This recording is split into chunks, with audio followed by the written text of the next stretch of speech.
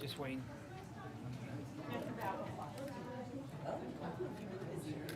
Well, these aren't canned.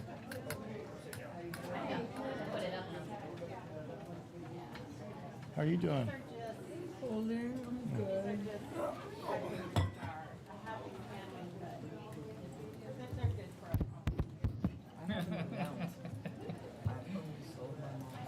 I hate to.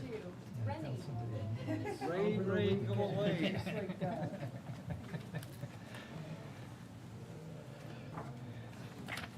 Is that crazy?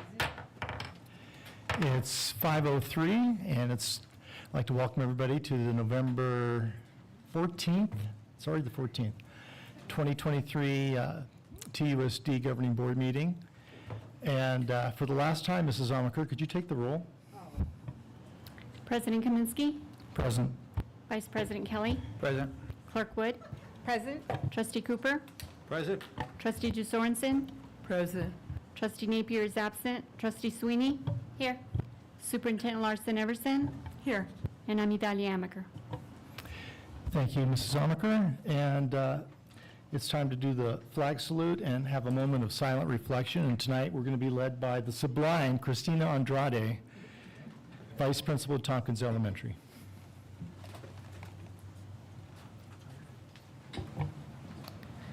Good evening, everyone. Please stand. Place your right hand over your heart.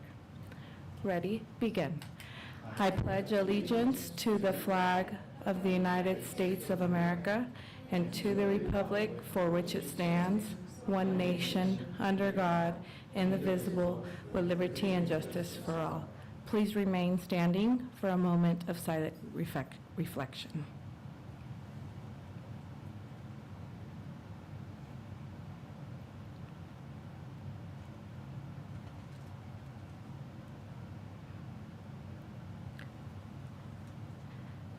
Thank you. You may be seated.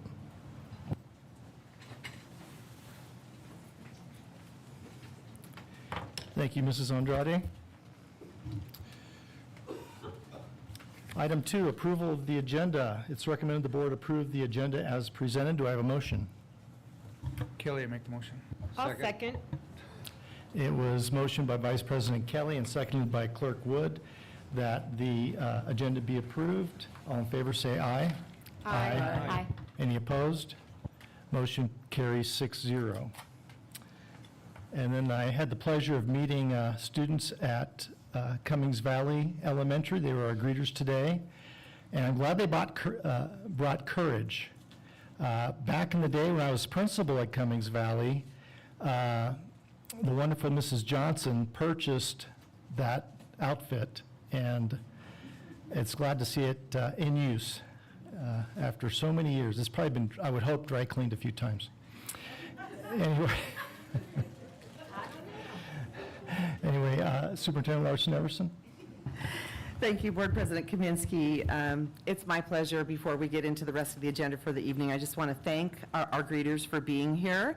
They are Tanner, Audrey, Albert, and Scarlett, and in a minute I'm going to ask them to come up front, and I'm going to ask all of you to come up front so you can shake hands. But we are having greeters at our board meetings. We started a new tradition this year so that they are here to demonstrate for all of our visitors the transferable skills that we're trying to teach through capturing kids' hearts, of building students' confidence, showing that they can make eye contact, shake hands, be very confident in themselves. That's what part of what capturing kids' hearts is all about, as well as building a climate that's welcoming for students and welcoming here in the boardroom as well. So without further ado, I'm going to ask Tanner, Audrey, Albert, and Scarlett to come on up, and the board to come up front here from the dais.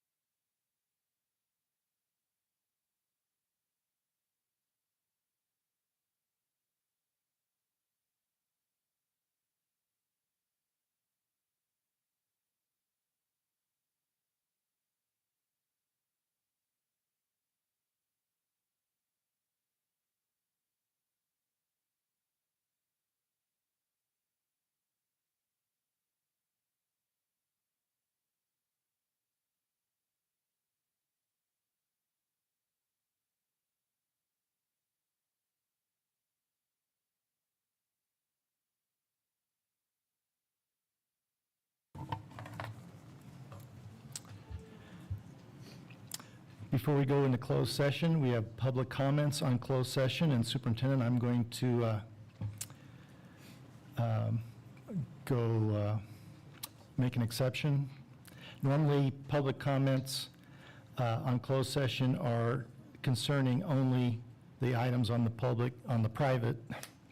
closed session agenda items, but today we have Dave Reinhardt here, and I would like him to do his public comment now. If anybody else has a public comment, that will be coming up later on non-agenda items.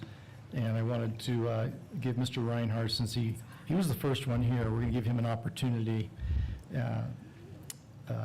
to make his comment as I see what the topic is on. Mr. Reinhardt, it's all yours. Thank you, Madam Superintendent, board members. Thank you for having me. My name's Dave Reinhardt, and I'm here as a humble veteran, and I represent a lot of veterans in this community.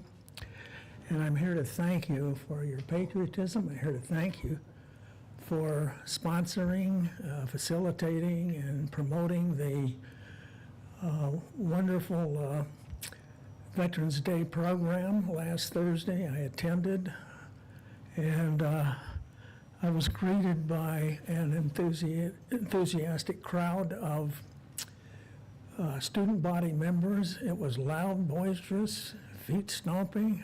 I was really overcome with emotions as we entered the gymnasium. And I'm here to thank you for promoting that, and I speak for all veterans. I don't have anything else to say except thank you. It was wonderful, and it was actually awesome.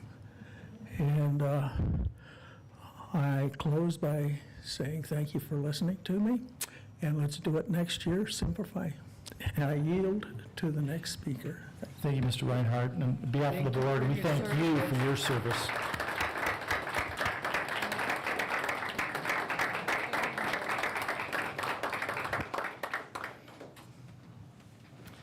And we'll pass on your remarks, the superintendent will pass your remarks on to Mrs. Libatique, who couldn't be here tonight, and her staff. Thank you very much for sharing that. Thank you for your service. And with that, we are dismissing at 5:12 to go into closed session.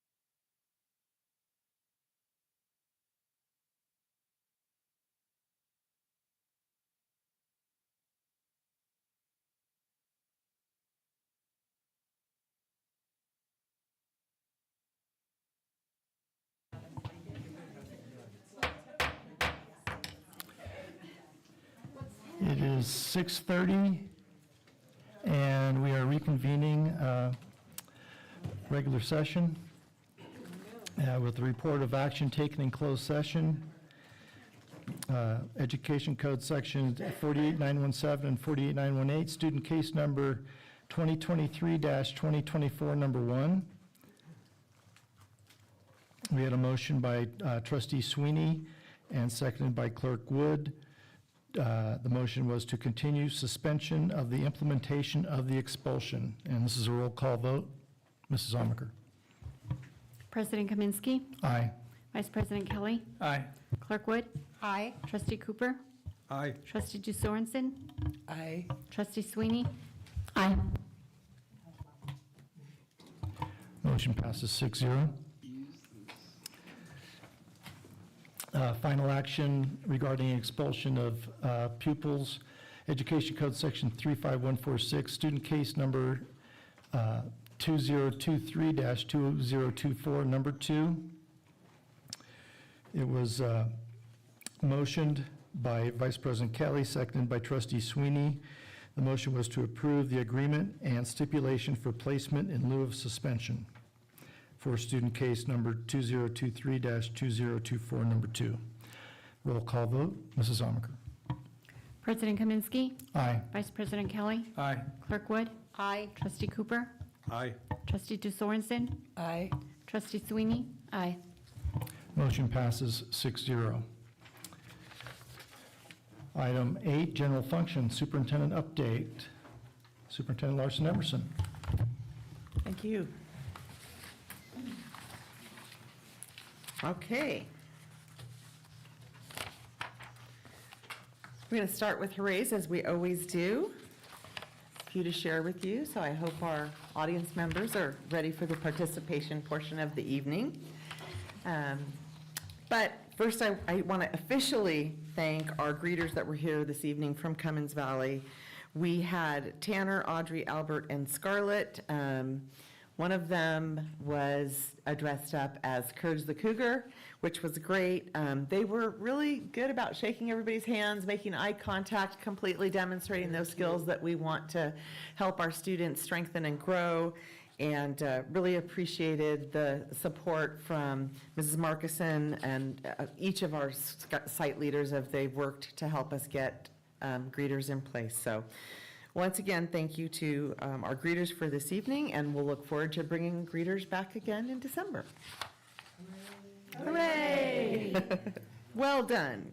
All right, next slide. I'm going to invite Mrs. Paxton up from Instructional Services, and she's going to share a hooray.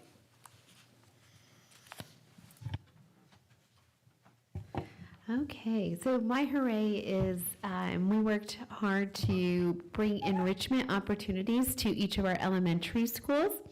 So you can see on the board, we have some pictures from, I believe the first one is from Golden Hills. This is a crocheting and knitting enrichment course. It's fiber art is what it's called. And then we also have STEAM from Golden Hills as well, and they are doing a rocket launch. And then the top one is from Tompkins, and that is from the art class. So we have a wide variety of programs that we're offering at each school. It's an 8-week session, and at Cummings Valley, we don't have them pictured, but we have dance going on there. And accompanying that, we have a late bus, so that we don't want any barrier for students not to participate. So there's a late bus once a week that transports the students to home if they need it. So, hooray. Hooray! Hooray! And this was one of the strategies outlined in our LCAP, too, is to help build students having a strong relationship with school and building their desire to be at school and have it be positive experiences. So, thank you, Mrs. Paxton. All right, Mr. Lowe, James, hooray.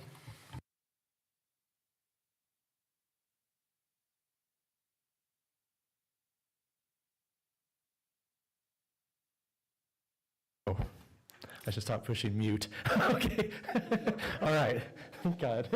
All right. So at JMS, this quarter we started our new flex period enrichment courses, and the support classes as well for language arts and math. It's a 30-minute class at the end of each day.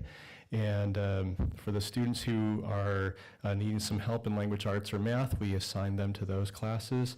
And then the other students have some options to choose from, and I have some of them up there for you. There are some pretty interesting ones. This time they include math games, basketball, chess, outdoor survival, optics, unicycle riding, cooking, astronomy, crochet, history of video games, fitness, percussion, history of cartoons, sports medicine, genealogy, sports officiating, Bulldog Bark newspaper, which I put in front of each of you so you can take a look at what they have produced so far this quarter. ASB, the history of movies, short story writing, adulting, which is all about life skills and how to do things like figure out interest rates and how to pay for cars and pay your bills and so on. It's actually turned out to be a very popular one. Painting, basic sign language, cross-stitch, fantasy sports, event planning, gardening, weaving, and national parks. The most popular, I think I put it up there, is cooking. 487 students said that they would like to take cooking if they had a chance. So if we ever are able to find a teacher for that classroom that we have, we'll be able to fully utilize it, I'm sure. So anyway, the students participate in a class for 1 quarter, and then they move on to another. So thank you very much. Hooray! Mr. Lowe, I have a question and a comment. How often does the Bulldog Bark come out? It comes out once a week. Very good. And whoever's doing the sports officiating, if they would like a volunteer, having 25 years of experience in 3 sports, I'd be more than happy to volunteer if the teacher, and if it's okay that the board president volunteer like that, but. It's Mr. Grimes, and I'll let him know that you said so. Mr. who? Colin Mr. Grimes? Okay. Yes. Okay, thank you. You're welcome. Hooray again. Thank you, Mr. Lowe. All right, let's welcome Dr. Porter. She has a hooray to share with us as well for TILA.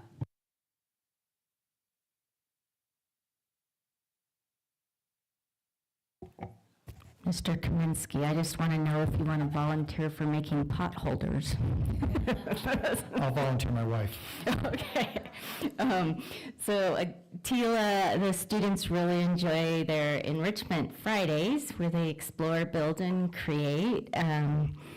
This was an example of one Friday. Mrs. Chirini's class was making structures with monochrome Legos. She loves the art piece of this. Mrs. Lowe, there's 2 pictures of her class. They're learning science. They're learning about things that sink and float and buoyancy and friction. And Mrs. Crumb's class was next door doing the pot holders. So these Enrichment Fridays, the teachers really like them because they get to be super creative and teach the students new concepts that they wouldn't normally get to learn. So we're grateful for our Enrichment Fridays at TILA. Thank you. Hooray! Thank you, Dr. Porter. All right, Mrs. Bailey.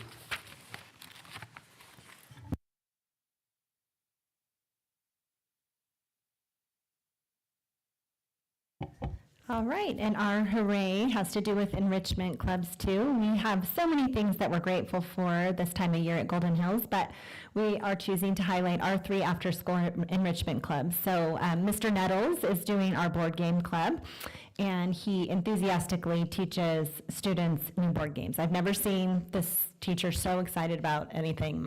So I've worked with him a long time. He's very, very excited about this. And the students love this club. Sarah Darwish is teaching our Fiber Arts Club, and you got to see pictures of that before, and it's up there. And students in this club are learning to knit and crochet. And finally, Jessica Smith is running our STEAM club. Our kiddos in this club engage in a variety of STEAM activities. You saw the picture of them launching rockets, and then here they're engineering a structure, and one of the kids is the architect, and he's writing the blueprints for the design. So very, very cool things going on in the STEAM Club. So these clubs are giving students an opportunity to develop their areas of interest and expand their horizons, and it's also bringing our Enrichment Club's teachers joy as they get to share their hobbies and interests with the kids. So as you can see, our after-school enrichment clubs are a very good thing. Thank you. Hooray. Thank you, Mrs. Bailey. All right, Mrs. Libatique is unable to be here this evening, so I'm going to go ahead and share on her behalf. Okay, we've got the slide up. The THS Fall Play, Radium Girls, was a captivating retelling of important historical events that led to workplace safety initiatives. The cast and crew were fabulous and received rave reviews. Hooray! All right, welcome Mrs. Ray. She has a hooray for us from Tompkins.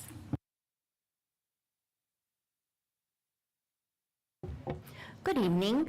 So last week, Tuesday, November 2nd, Tompkins held its very first family math night. Families were invited to join us for dinner, and the administrators served them. They loved that. Then they were visiting classrooms in the primary hall, so if you've been to Tompkins, it was that hall right off the cafeteria. On the left-hand side was our TK2 activities, and on the right-hand side were activities for 3rd through 5th grade. And the parents would participate in math games with the students. It was really fun. We had approximately 50 to 60 families join us. The students and parents alike enjoyed subtraction bowling. That was the big hit, was subtraction bowling.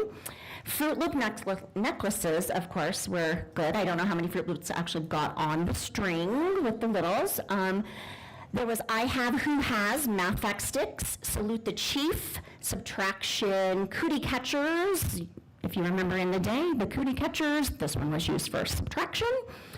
We also had 2D and 3D shapes with marshmallows. Again, I don't know how many marshmallows were left over, as well as several other games. And I just want to thank the teachers that participated in making this a success. Cameron Sasha, Zanita Kaplan, Bethany Finneran, Cherie Benson, Loopy Cowan, Claudia Roediger, Suzanne Ellinger, Wendy DiUlio, Becky Sasha, Marcy Chandler, Julie Muniz, Jessica Green, Eileen Pryor, and my 2 co-administrators, Christy Fiskus and Christina Andrade. This was a really great night for us at Tompkins. Hooray! Thank you, Mrs. Ray. All right, Mrs. Markison.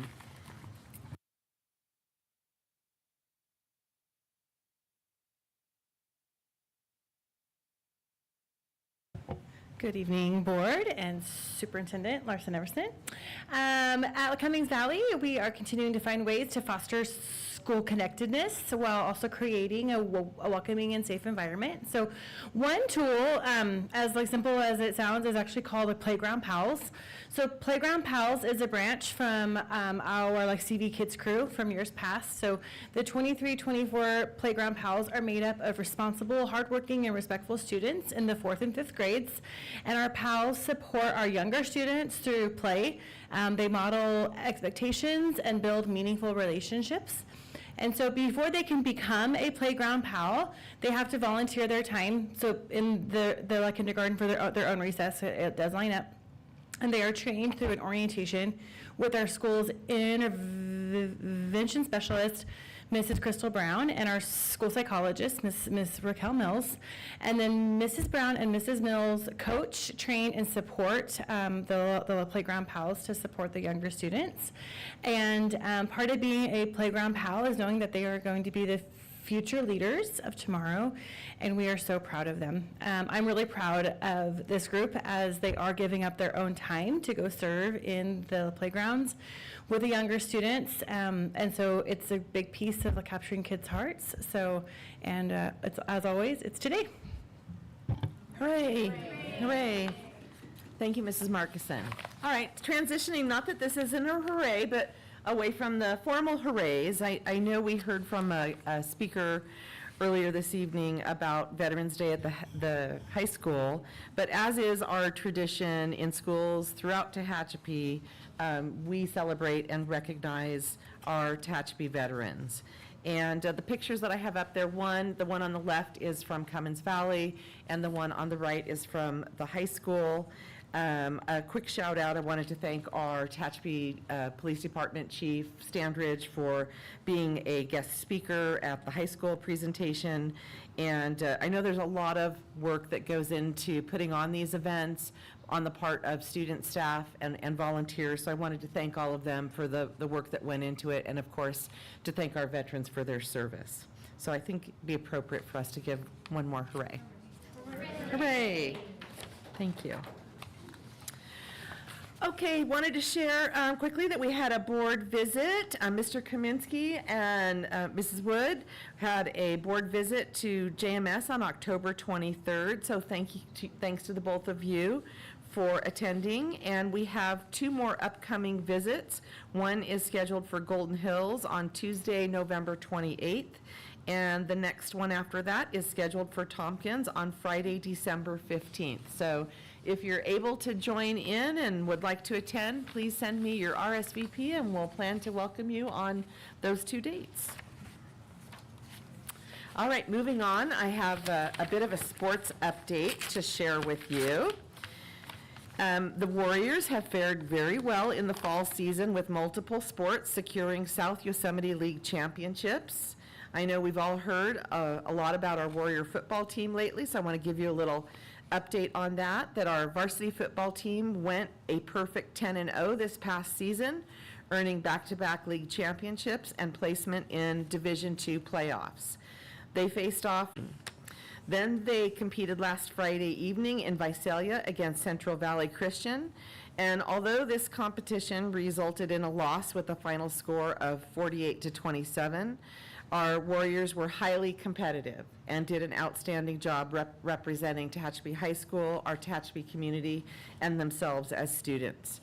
I also want to thank our Can I make a local- comment on that? Sorry to interrupt. That's okay. I read in a paper after the Warriors lost that last game against one of the top teams in the Valley, Central Valley Christian. Coach Crampian could not have shown more class than what he said to the paper. Just a true sportsman, and I was very proud that he gave credit where credit was due, and they got beat by a better team. It's just top notch.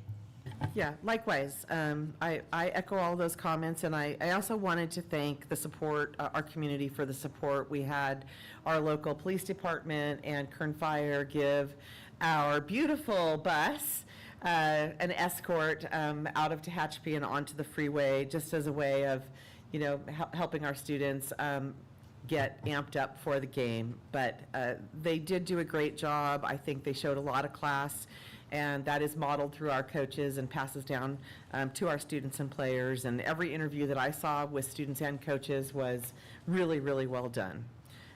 We do have a highly competitive team, and they did an outstanding job representing all of us. So we're very, very proud of them. In addition to our varsity football, our JV football team also won back-to-back league titles, winning all of their games this year. Not to mention that Frosh soft football team also defeated Foothill 3 times this year and closed the season with a 28-0 victory over Stockdale. So a lot of success on the football field. Now let's talk for a minute about volleyball, because in volleyball, the Lady Warriors varsity squad went 24-7 and 8-0 in league play for their second straight league championship, earning a berth in the Division II playoffs. Our JV and Frosh soft teams also finished as league champs as well. Then in tennis, our varsity tennis team closed out the year as back-to-back league champions, with Peyton Billings and Riley Walden winning the league championships in doubles and Naomi Park reaching the singles finals. All 3 ladies in Rose Gray qualified for the area championships, which is really an honor for our athletes. Then moving on to Lady Warrior Golf, our girls golf dominated local courses and won their third straight league title and finished in 6th place in the CIF Division III tournament in Lemoore. McKenna Paxton took 5th place and Riley Jelishitz took 9th place overall. Finally, I want to mention cross country. They're still finishing up their league and CIF season, and hopefully we'll have some highlights to share on that next month. But all in all, you can hear it's been a really great fall season for Mountain Athletics, and we're looking forward to sharing more about winter sports.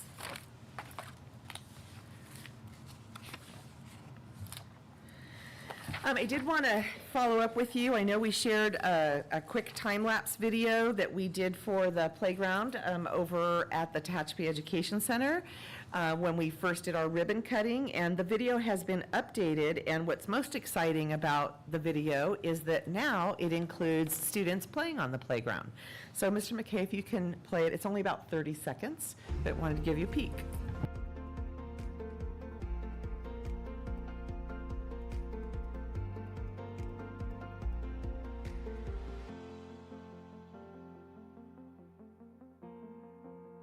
This playground will serve Tehachapi Unified School District students in many capacities. Students who attend the Tehachapi Independent Learning Academy, or TILA, Jacobson Middle School students who participate in the Boys and Girls Club's after-school program, and the students from throughout TUSD schools who attend the TUSD Extended Summer Daycare Program each year.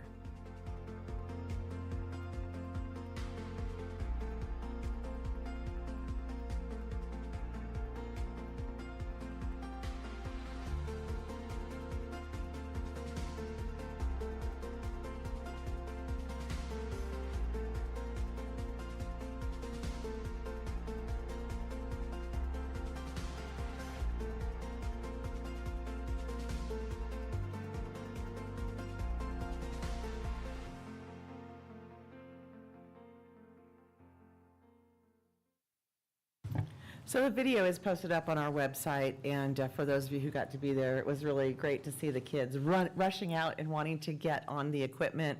But I don't think their enthusiasm has died down yet. They're still pretty excited to have access to that playground, and we're very happy to have it. On to the next slide. I just wanted to talk for a minute about explicit direct instruction. Friday, October 27th was a non-student professional development day here in the district, and that day was dedicated to explicit direct instruction and providing excellent professional development to our certificated staff. It was a great day. I want to thank the instructional services team. They all worked with different groups of teachers, and I got around and visited all the different groups, and teachers were highly engaged. And really the focus is on strengthening first best instruction, and we'll continue working on explicit direct instruction, as we affectionately call EDI, on our next non-student professional development day, which will be in January. Also wanted to follow up on a future item that was discussed here. I can't remember if it was last month or the prior month. I think it was last month, perhaps, where we were talking about the third year of science requirement that's currently in place at Tehachapi High School. Just wanted to let you know that that is part of our current graduation requirements, but that we're working on bringing that item back to you as a board. We're in the process right now, Mrs. Paxton working with Ms. Libatique, with teachers, students, and families on this topic. We've already met with staff and have collected survey data, and we'll be collecting family survey data as well as student data, so that Mr. Stirk and Mrs. Paxton can do a informative presentation in December for the board, letting you know what that data shows about thoughts from our collective educational community on staying with a third year of science, or perhaps considering not having that third year of science. But anyway, just wanted to let you know that was still on the docket, coming up. Okay, moving on to talk about capturing kids' hearts. Our journey continues. Our theme this month is teamwork. Teamwork, the definition of teamwork is a group of people that work together to accomplish a goal. And there's a lot of research out there about what makes a successful team. You'll see I have the 3 C's listed up there on the slide, which include celebrating together, communicating, and cooperating. So we really want to encourage our students through different activities, including like having the greeters here, sharing the newsletters with our families, so that the continuity between the classroom and the home is there to talk about these themes and topics. Some of the things that we might consider as conversations around teamwork is to discuss with our kids at home situations where trust and teamwork are especially important, or maybe to discuss what happens on a team when everyone on the team doesn't play their role or do their quote-unquote job. And it's good for kids to role play and to think these through. And just wanted to share a little bit with you about what we're doing with Capturing Kids' Heart, because it's all intended to make sure that we are engaging, empowering, and helping our students excel here in Tehachapi Unified School District. And we remain focused on ensuring that in every classroom, we're greeting students and staff daily. We're inviting students to share good things. We're ending our class time together with students with an inspiring launch, and that we're intentionally building our social contracts to help everybody be on the same page with how we want to treat each other and how we want to be treated.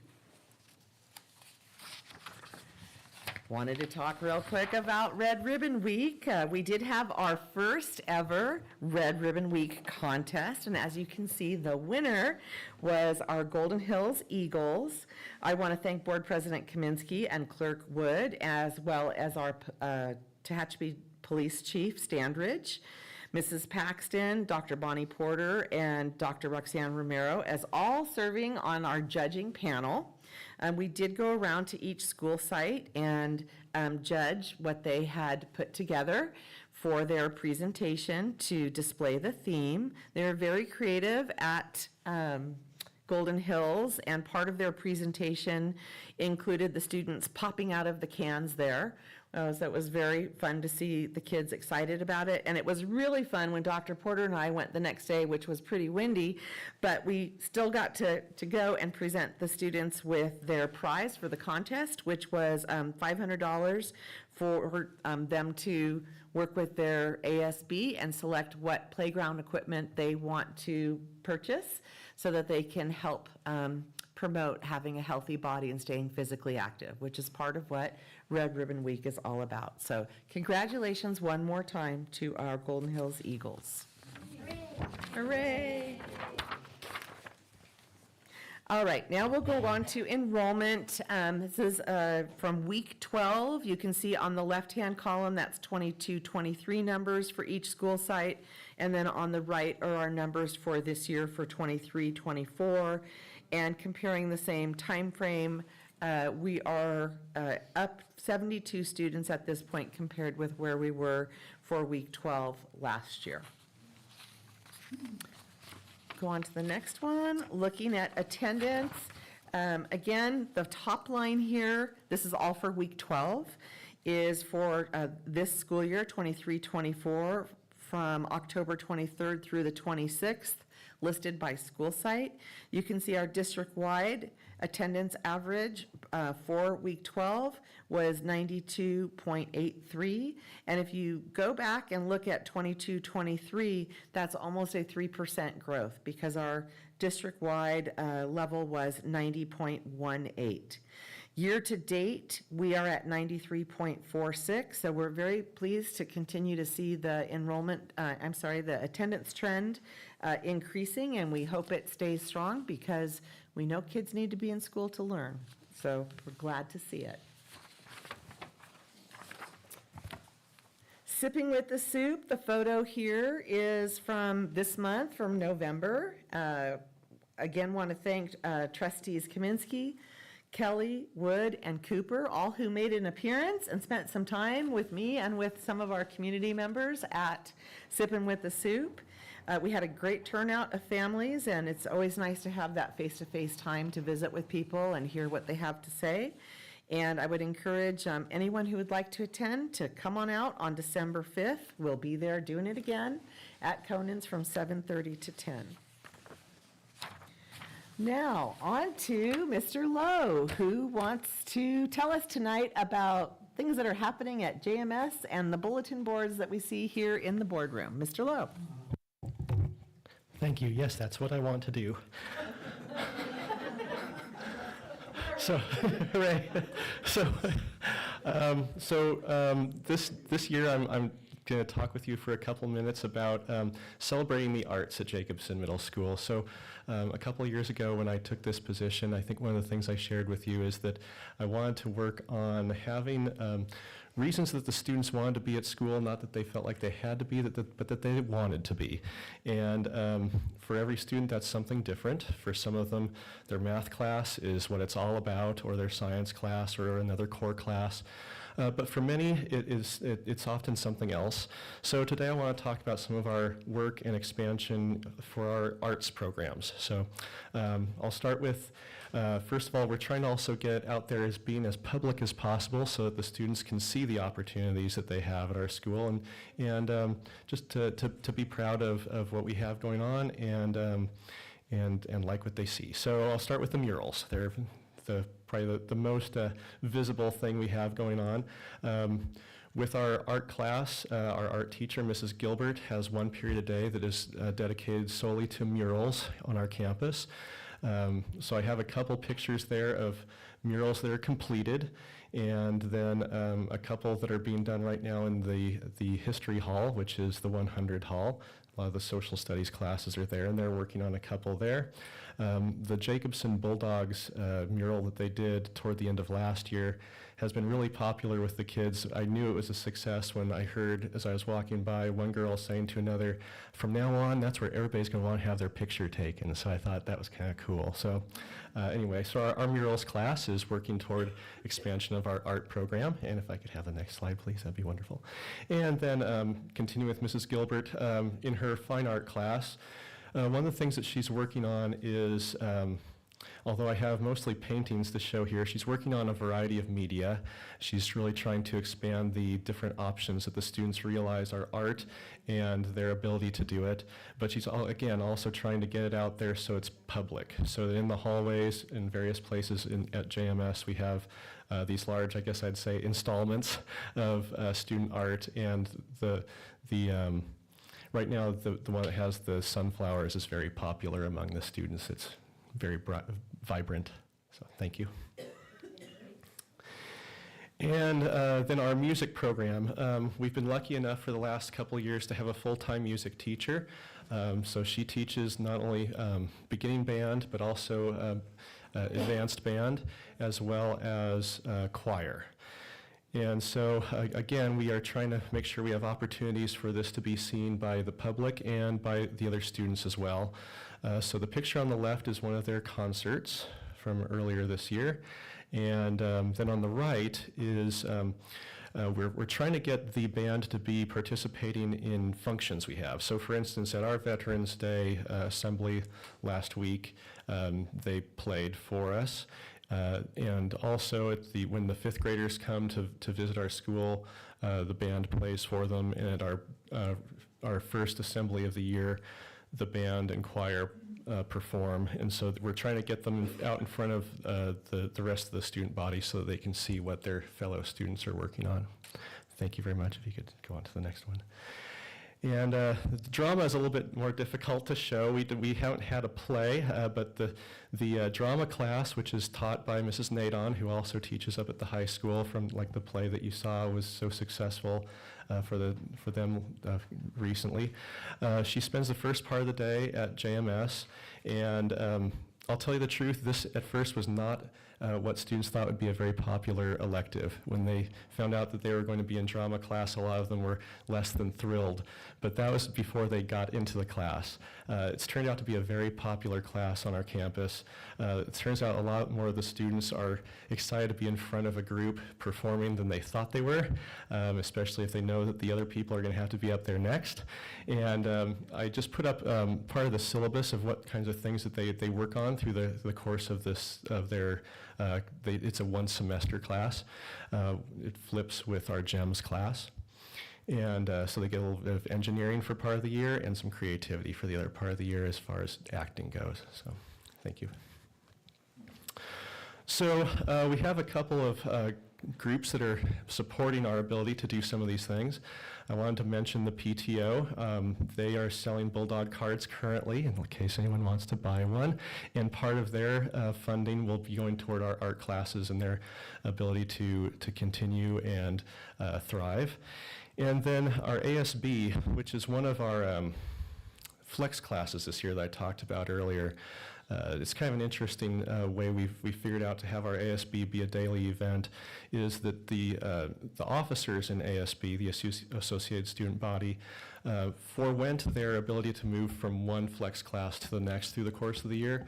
To run for office, they knew that they would be part of that flex class all year long, and that other students would come each quarter and they would work with them with Megan Bowman, our ASB teacher. And one of the things that they're trying to do is use art in our hallways to encourage positivity and being kind to each other and so on. So one of the things that they regularly work on is posters, like the couple of the ones you see there, to send kind of semi-subliminal messages to the people walking by from class to class to be on the right track. So ASB is really helping us out with their art as well. And I won't talk a lot about the enrichment, I mentioned it earlier, but several of those classes also are expanding on students' ability to participate in art and show their creativity. And for many students, even though we've only been doing this enrichment for a few weeks, it has become their reason for wanting to be at school. Some of these things are turning out to be very popular. For instance, like I say, the cooking class was one that a lot of people wanted to participate in. That's the culinary arts. And then we have some that are working with things like crocheting and cross-stitch and macrame and things like that. The class where they're all holding something up, they made kaleidoscopes as part of the optics program. And then the journaling class, which is down in the bottom left corner, is kind of like making now my memory doesn't serve me, but when people put together like yeah, there you go, thanks. So anyway, lots of opportunities for artwork in our enrichment classes, and if we could go on. And last but not least, I wanted to briefly mention our clubs. We've had a big expansion of our lunchtime clubs. We currently have 21 throughout the course of a week. And although many of them don't have to do with the arts, many of them do, and it's an opportunity for kids to get together with students who are like-minded as far as their interests go. So that's a little bit of a look at the arts at JMS and how we're trying to keep people interested in being there every day. So thank you very much. Hooray, and thank you, Mr. Lowe. No problem.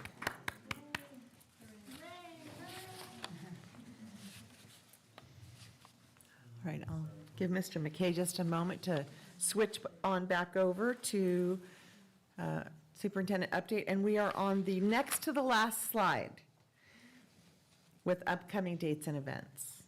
So I'm going to start walking through this while he gets the slide queued up. We do have Citizens Task Force later this week on Thursday at 6 p.m. I have listed on the slide that the Facilities Advisory Committee is occurring same evening at 7 p.m., but please note that that meeting has been canceled. You may have noticed on your way in that there was a notice on the door that meeting is canceled. There's a variety of reasons for that, including the chair and many members not being able to attend, so we decided to send that notice out last night. And we'll also post a notice of adjournment the evening of the 16th. Lots of turkey trots happening around, but one you might be interested in attending will be at Tompkins on Thursday, November 16th at 2 o'clock in the afternoon. Friday is a minimum day here for all of our schools, and then of course we have the Thanksgiving break coming up. Returning from the break, we have a JMS Holiday Band Concert on Friday, December 1st, followed by Sipping with the Soup on the Tuesday the 5th. And then our THS Winter Concert in the Cafe on Thursday, December 7th. And that leads us to our next regularly scheduled board meeting on December 12th. And of course, all of these things are up on our calendar that's available on our district website. And that's a wrap. That concludes my update for this evening. Thank you, Superintendent Larson Everson.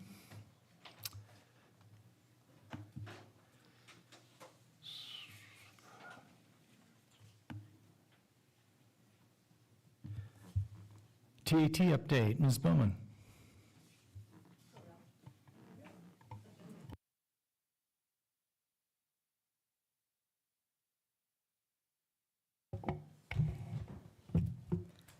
Good evening, President Kaminsky, members of the school board, Superintendent Larson Everson, and members of the public. My name is Val Bowman. I am president of the Tehachapi Association of Teachers. August through November is a long run, and everyone is looking forward to next week's break. But before we head out on break, TAT would like to thank the superintendent for inviting us, TAT leadership, to attend last week's CISC symposium. It's always amazing how many layers of coordination and collaboration are required to keep a school district running.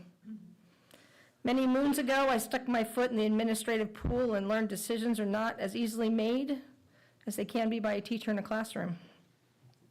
There are so many factors at play, and it is the same with healthcare. Everything costs more money, especially insurance, and there are so many types that do so many different yet similar things. Long gone are the days of only traditional medical visits for doctors and dentist appointments and mental health sessions or physical therapy dates. Telehealth has been on the scene for a long time, but it's really expanded and has the ability to reach all corners of physical and mental health. You can even do a PT appointment through telehealth now. The business department, TAT, CSEA are thinking a health fair might be on the horizon soon for everybody. Saturday mornings taught me something when I was a kid, that knowledge is power, so this is how we're going to spread it. So during the symposium, TAT Secondary VP Lisa Archie and I had a great opportunity to spend time with CSEA President Sandy Resendez and CSEA VP Janet Liebengood. Not only did we get to know them a little bit better, but we learned about CSEA's experiences, successes, and concerns. Our unions are similar in many ways, and this knowledge will help us in future endeavors. We also had a wonderful time as an entire group, Dr. Larson Everson and Mr. Entrizari with them. As I watched the interaction amongst everyone, I saw groups of people who have spent years building relationships. Their conversations were easy and their laughs were like a happy fountain in a brightening cave. I came to realize that when storms come, and they will, those relationships will stand, provided each group continues to hear what's being said, pays attention to what isn't being said, strives to communicate skillfully, and believes that miracles can happen. Finally, TAT would like to thank Adalia Amaker for her dedication to us over the years. You've always had the calmest demeanor and the kindest voice. You're the voice of reason during chaotic times, but now you're going to get to take a deep breath. Enjoy your family any time of the day or night. Watch a program at 10 p.m. if you want to. Maybe sleep in. Wear your pajamas on a snow day. Maybe sleep in on a snow day and enjoy your well-earned retirement. No more watches for you. You don't have to wear a watch. You can get rid of your watch. Yeah. Your world's going to open up. But thank you for all you've done to support TAT, the district, the board, the superintendent, students, and anyone else I've forgotten. Thank you so much. All right, have a great night. Thank you, Ms. Bowman. CSEA update? PTO update? Seeing none. Board communications? Want me to go first? I spent Halloween Eve at JMS at their Spooktacular, and it was packed. It was packed. And I felt bad asking Mr. Lowe or any of the staff working, because they were busy. Either selling tickets or helping people with the games, and there was just a lot of folks there, and I'm sure it was a great, not just a financial success, but a community building success as well. So, already mentioned was the Red Ribbon Week judging. That was a lot of fun. And I relayed this to Mr. Loeb. I want to put on the public record. I was walking down the hallway with Chief Standridge, and he says, "Boy, this is a really clean campus." So it's on the public record now, and I'm sure Mr. Lowe passed it on to all his custodians, because campus did look great. Anyone else? I also got to visit the Spooktacular, and it was cold and windy, but very well attended, and people had a lot of fun. But then the next day, I actually got to see Coach Stees and his baseball players play in costume. If you have never seen baseball played in costume, do yourselves a favor and show up. Somebody had an inflatable horse around their waist. There were so many that I can't even think of them all. We had a pencil. I don't know what else, but it was 3 teams. So I've never seen a baseball game with 3 teams play. So I don't know how it worked because I wasn't that attentive, but they did have chocolate, so I was really good that way. But yeah, so Coach Stees and his baseball team, that was just a lot of fun. And I'm sure I've done something else, but I don't even know. So thank you.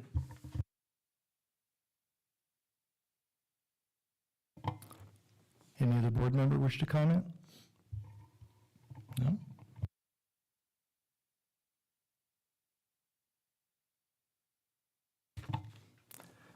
Item 9, public comments. Public comments will be allowed. The board president will recognize any member of the audience wishing to speak on items not on the agenda but directly related to school business.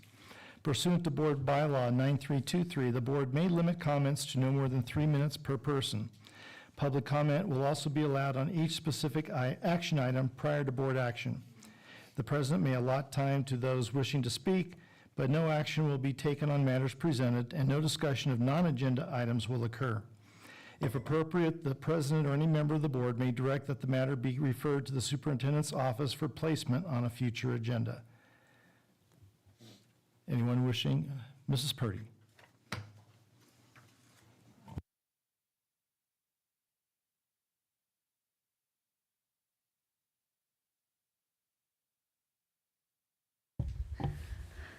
I want to thank the superintendent and Kendra Bailey and all the staff at Golden Hills School in the way that they have made the campus a positive place to be. It's not only bright and cheerful, but the greetings, everybody greets themselves, and I greet the kids in the morning, and I'm going one way and they're going the other, and saying good morning to them, and some of them are like, oh, good morning. They're starting to get that it's a two-way thing, and starting to see smiles of anticipation in going to school. I also want to celebrate the way that our school celebrates the achievements of students. They go way out of their way to promote success, and that makes me really happy because I think that's important. And excellence, they promote excellence, and of course, I think it comes from the top down. The superintendent, I'm sure she also promotes that, and the staff, again, Kendra Bailey and Jen Carr and Liz Bowden and all the teachers. So I just want to say a big hooray to all of them and my appreciation and how much I appreciate being at that school. Thank you. Thank you, Mrs. Purdy. And thank you for what you do at Golden Hills.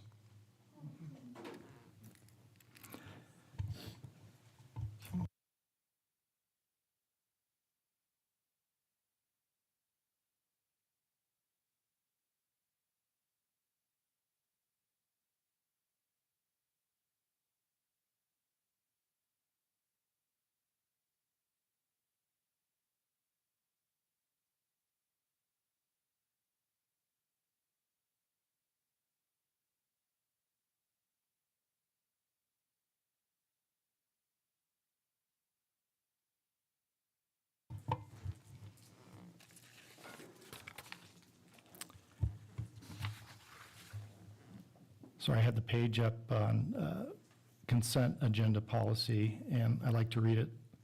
And I think when we were in closed session, my computer shut down. And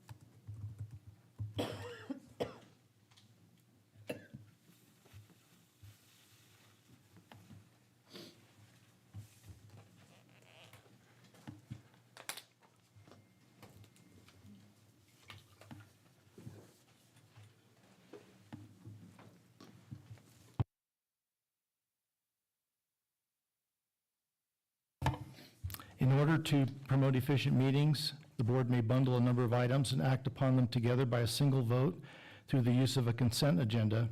Consent items shall be items of a routine nature and items for which board discussion is not anticipated and for which the superintendent recommends approval.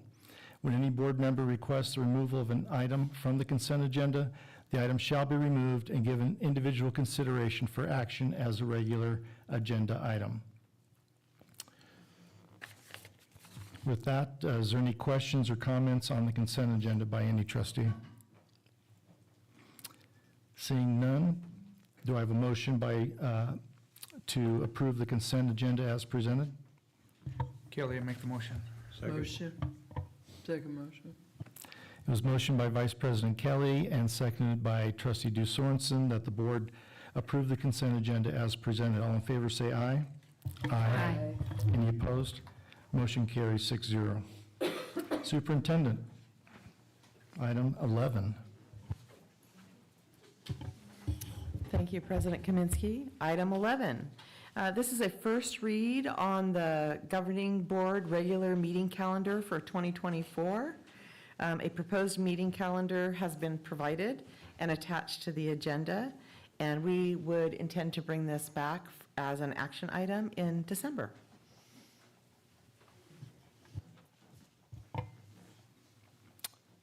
Thank you. You're welcome. It looked all hunky-dory to me. We've been through it, and but we're not infallible, so I did double check. I have my calendar with the little check marks on it, but encourage everybody to look it over just to make sure that we didn't miss anything that would be a big pose a conflict, but I think it looks good at our end.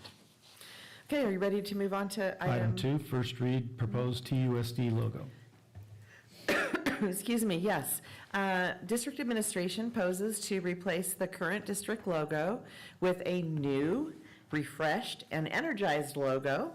The proposal to replace the logo stems from a wave of positive comments that have come forward to us about this year's theme logo. I think I'm wearing it. Yep, right here, It's Today, as well as a strong desire to reset, modernize, and enliven our image. The proposed new TUSD logo is attached to the agenda, and unfortunately, it has proof written across it, so that wouldn't be there. But we're presenting it this evening as a first read item. It features a stylized representation of the Tehachapi Mountain Range, symbolizing the beautiful natural landscape that we have here in Tehachapi. The mountains are depicted in a vibrant green, representing growth, learning, and the district's commitment to positive student outcomes. The orange and yellow shades that you see up there above the mountains convey energy, vitality, and hope. And overall, we really feel this logo captures the essence of Tehachapi Unified School District, showcasing the connection to our beautiful surroundings, our collective commitment to education and dedication to student success, and finally, our unwavering belief that there is no limit, sky's the limit for what our TUSD students can achieve. So we use the logo currently. As you see here, we have one in the boardroom. This has been the logo for a long time. I don't personally know the history of that logo, although I will say when I first arrived here 4.5 years ago, the walls in this boardroom were blank. There was no logo, there was nothing.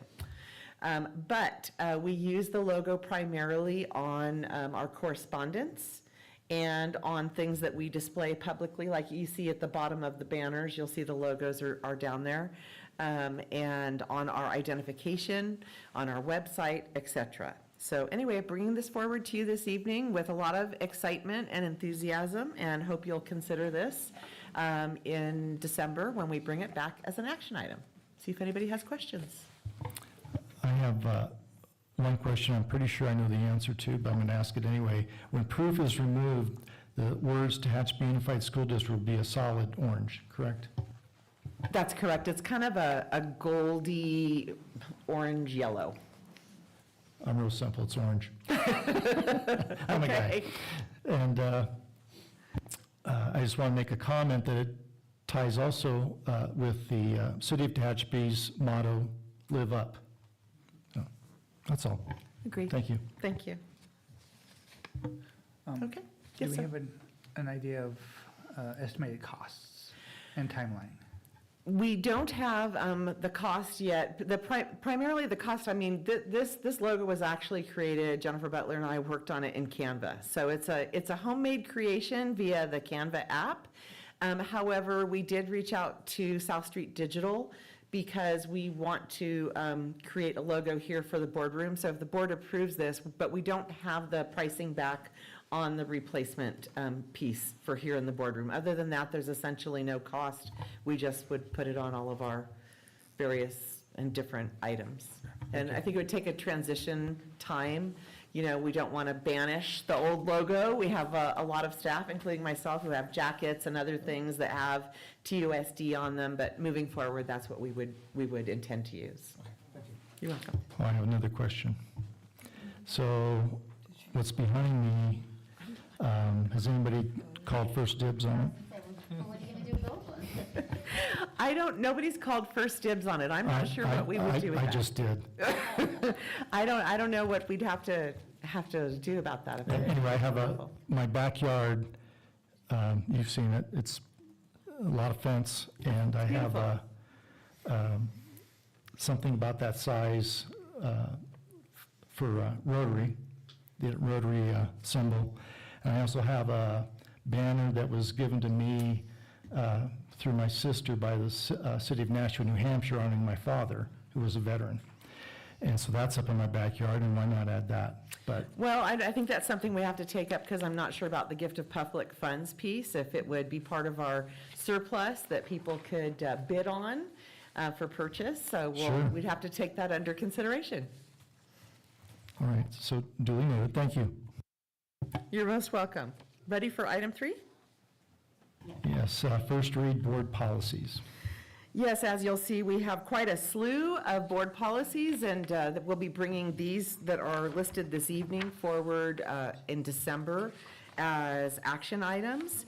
And then we'll be bringing forward a whole new grouping of first reads on other items. There's a variety of topics that are covered in these, but you'll please note that based on the written recommendations of California School Boards Association, the policies have been recommended for revision, and the way that they're attached to the agenda, you can see the language that CSBA recommends to strike through, and the new language which is suggested as a replacement. Okay, Thank you. you're welcome. And item 4, approval of annual organizational meeting of school boards. Yes, this is an item that we bring forward each and every year. It's in accordance with Education Code Section 35143 that the board must hold an annual organizational meeting within a 15-day period commencing on December 8th and concluding on December 22nd. So we're lucky enough to find that our board meeting falls within those dates, our next board meeting being on the 12th. So we are compliant with Ed Code. And Ed Code sections 35022, 35143, 35025, and 35250 indicate that every school district governing board consisting of 5 or more members shall, at its initial meeting and at its annual meeting, elect a president and a clerk from among its members.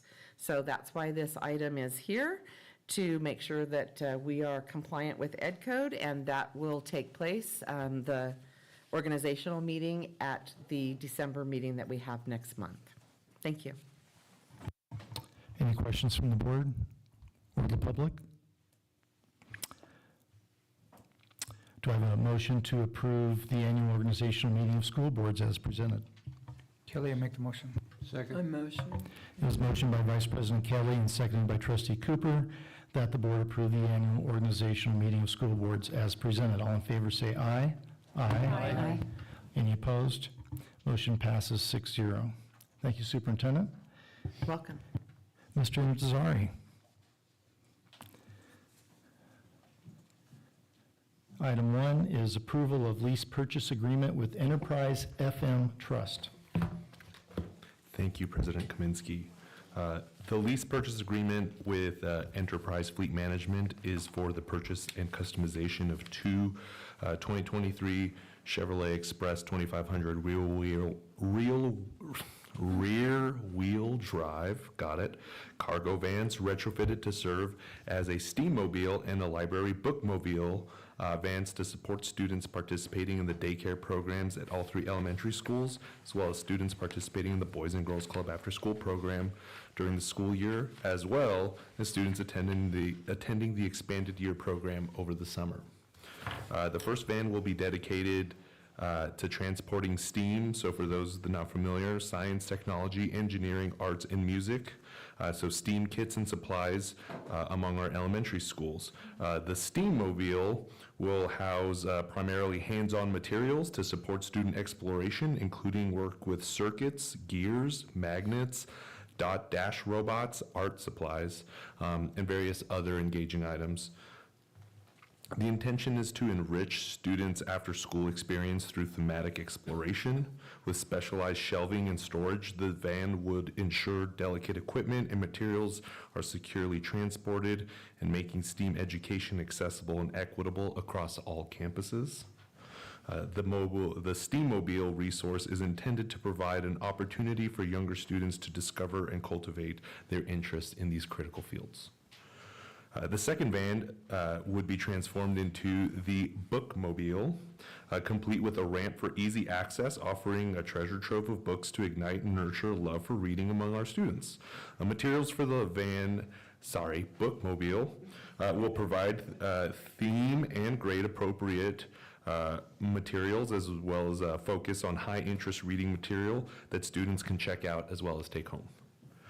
For context, within the school day, in grades K through 8, students access their school library 1 time per week, and many students do not have books at home or visit the public library. The Bookmobile will increase students' access to reading materials both after school as well as at home. This program will supplement what they select from their school library and hopefully increase reading during their time within the after-school program as well as at home. And the goal is to instill a passion for reading by bringing the library directly to the students. We hope to implement the vehicles, materials, and staff in place by this coming spring. We anticipate that the finalized schedule would include 2 days per month for each elementary. Students would receive STEAM activities 2 days a month for each site, and library activities 2 days per month for each school. The staff would be out in the van at school sites 4 days per week and spend 1 afternoon weekly preparing the materials to implement the following week. The cost of each van is $38,720.83, but with the add-ons for the Steammobile coming out to $9,885.20. The add-ons to the Bookmobile costing $8,822.32. After taxes and fees, that brings the Steammobile to $56,122.56, and the total for the Bookmobile, $54,549.82, resulting in a total estimated cost of $110,672.38. This would be covered by the funding allocated to the Expanded Learning Opportunity Program, and we seek your approval to enter into this lease agreement. Any questions from the board? Or comments? Go ahead. Vice President Kelly. If I remember correctly, last we discussed this, there was a possibility of, we weren't sure where we're going, whether it was buses or it looks like we've looked at vans. If we approve this and at the end of the lease, do the items that are added, with the exception of the wrap, we can't get that back, right? But do the items that are inside that are custom built for us, they stay with us? Do we know, I mean, I realize we're not there, but do we have a plan moving forward for their expiration? Yes, so it's a lease purchase agreement in nature, but it's essentially a purchase. We're fronting all of the money except for $1. And the reason for entering into a lease purchase agreement is because Enterprise Fleet Management has better pricing and procurement through existing relationships that they have. They have better access, better pricing, and they can also install the add-ons and the wrap for the exterior of the vehicle. We participated at the lowest term of the 4-year lease agreement, so it does come with a $35 a month charge, and then there is a a fee of $500 at the end of the lease agreement, but in essence, we own it outright. And the price, the additional cost that comes from using the leasing company, because Enterprise Fruit Management, that's what they do, they're not a broker. So because we have other vehicles, like our special education vehicles, leased through Enterprise, but we pay monthly for those. But by going through them, it's still a purchase, but on paper, it's a lease because it's like licensing fees, monitoring for recalls, those kinds of things are managed by them instead of having to be managed by the district. So we, at the end of the term, we can either extend to continue having them manage the vehicle, but we essentially own it outright. Okay, so I appreciate that, and I'll follow up. And then Trustee Kelly, just to your point, I'm sorry, Vice President Kelly, about like other vehicles that we considered, we did kind of explore some other ideas other than vans. We looked at quite a variety of different things, but basically the bottom line is it really simplifies both safety and driver qualifications, and cuts down on, when you're towing a trailer, if you've ever towed a trailer, right, left, backing up, all these kinds of things. These are vehicles that will be going onto campuses and accessing, playground areas in the PM hours. And we wanted it to be really safe and as hazard-free as we could make it, and also not have to have specially trained drivers to do it, because the person that will be providing the program pieces is the same person who will drive the van and stock the van and do all of those things to it. And I appreciate that. I understand the expanded learning opportunity covers the cost or the majority of the cost, but does that include the monthly fee for that length of term? Yes. Okay, thank you. Any other board member have a question or comment? I do. I sent some questions to the superintendent, and as usual, she gave a very thorough response. But I have some concerns. I think this is a lot of money, and the money would be better spent for those after-school daycare programs to buy materials that, like in the elementary school, the Twig kids don't have. As far as the bookmobile, you mentioned they go to the library once a week. Some don't have access or to get to the public library, but what was not mentioned was that any teacher who's any bit qualified has an extensive library in their classroom. And I also have experienced seeing a classroom at my granddaughter's school. It was a STEAM room. It was just for STEAM, and it was visited by classrooms, and kind of like a library visit, PE visit, computer lab visit. And I would assume if, and that's a big if, schools, the elementary schools had a place to have a STEAM room, that would be much more cost efficient with much more materials, better materials, and I just assume buy books for classrooms instead of having a van, and plus the staff member that mans that, and the visitation by these vans on campuses. Let's see, 2 days per month for each elementary and JMS with each of the vans. So they would receive STEAM activities 2 days per month and library activities for 2 days a month at each school. And so with all due respect to the work that's been put in with this, my vote will be no. So just to clarify, Mr. Kaminsky, space is an issue on our campuses, and to clarify, this is part of the expanded learning, so it funds things that happen outside of the regular school day. So the vans visiting kids who are already there on campus, they're in daycare because that's what their family need is. So we're trying to enrich and inspire those students to have various opportunities to explore with the STEAM mobile and the library materials during that time that they're already in daycare or in the Boys and Girls Club. So it's not a during the day thing, and again, just wanted to mention that the space is really an issue. And this is what we're funded with the Expanded Learning Opportunities Grant. It's not to put books in the classroom library, because that is where students access during the regular school day. The funds have to be spent on methods that expand learning opportunities for students beyond the classroom and beyond the regular school day, if that makes sense.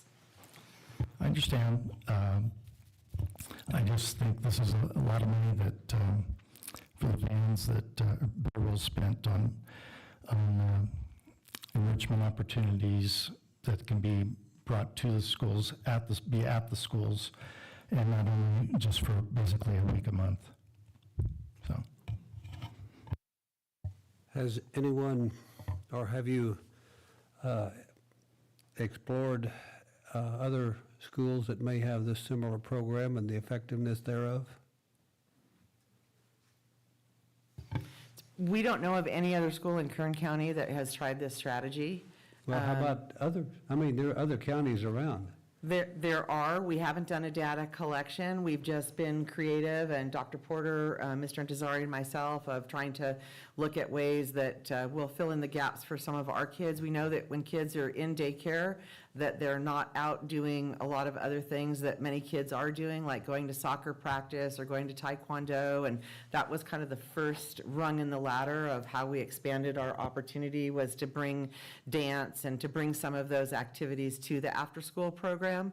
And this is like the next layer of that, is to try to inspire them to be excited about reading, as well as having those opportunities to explore things like gears and magnets and STEAM-related activities right there, on campus, guided by an adult who's part of our team and fits into the program that they're already a part of.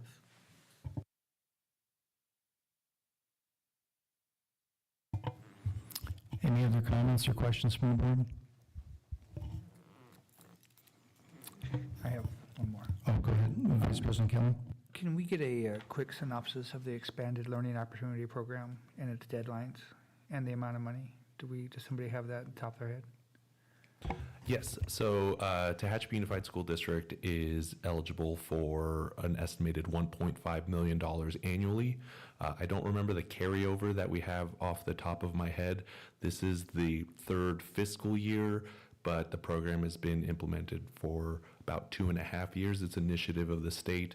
The way I describe it, the way I wrapped it around my mind was essentially it's for anything before school, after school, or in the summer. And so that's where we kind of run into some challenges when we want to do something at the school site, but it's not for that. It has to be before or after. So we used it to supplement our daycare. So the daycare programs have much more support, and we have additional staffing. This is what we use for our Boys and Girls Club for the secondary age groups that qualify. Expanded learning is supposed to be for K through 6. But there are certain criteria that if you meet 6, you can expand to 7 and 8, but primarily it's for the younger kiddos. It's a well-funded program. We are, I wouldn't say running out of ways to spend it, but we are working on, being methodical. Some of those really big improvements that go a long way with the kids, our families, and the community. There is no real, it's annually being funded. It's become part of our apportionment. Like I said, it's a part of the initiative of the state to expand just beyond the school day. If it were up to the state, it sounds like we'd have 365 days of school, 16 hours a day. But we understand from COVID, right, there was a big highlight on the importance schools play in the community in terms of being able to serve students, teach, and also kind of an extension of being able to support parents while they work and are not able to be at home. And the program also included, continues to include the summer program. that we offered. We had about 100 students that participated over the summer. That's the connection to the playground. The playground is actually built at the Tehachapi Education Center. The TILA students do get the benefit of using it during the day, but it was intended primarily to serve so that the students over the summer and those that are part of the after-school program have access to those playground services. And the last thing I want to touch on is in terms of what are you allowed to spend it on is very broad and essentially requires just the board approval. So it's very broad. I've never in my 15 plus years seen a grant program like this where spend it on whatever you want. Supplies, staff, capital improvements, as long as your board is okay with it. So that's essentially the kind of the loose bumpers around the Expanded Learning Opportunity Program. Thank you. Anyone else? I have a comment. Okay, Trustee Sweeney. Just a comment. I think the book van, whatever you called it, I'm sorry, sounds phenomenal. So as a product of somebody who was constantly in an after-school program, I only learned how to play poker and canasta. And having books would have been a much better use of my time. And then like stuff like STEM, or STEAM, excuse me, that really wasn't a thing. So I think it's fantastic. You can only do so much within your campus, especially how much actual teaching time happens. So I think this is a really great idea. I'm excited to see what comes out of it. Thank you, Trustee Sweeney. Anyone else? It's a good program. Lastly, because there was just, we talked about how much money we get, but we haven't really touched on how much we spend, but just wanted to clarify that we're projected to spend about $1 million of the $1.5 million on salaries and benefits, and then the remainder of that $500,000 plus the carryover, plus the small amount of proceeds that comes from daycare fees, continue to add to be supplementary to the program. Thank you, Mr. Intezari.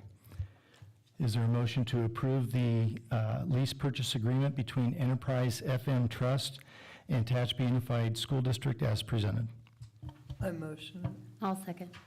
It was motioned by Trustee Sorensen and seconded by Trustee Sweeney that the board approve the lease purchase agreement between Enterprise FM Trust and Tehachapi Unified School District as presented. All in favor, say aye. Aye. Any opposed? No. Motion passes 5-1. Item 2, approval of declaring certain district property as surplus obsolete at Golden Hills and TEC. Thank you, President Kaminsky. Golden Hills Elementary and the Tehachapi Education Center would like to declare damaged and broken items surplus, particularly furniture that is no longer necessary or in poor condition, to properly dispose of them.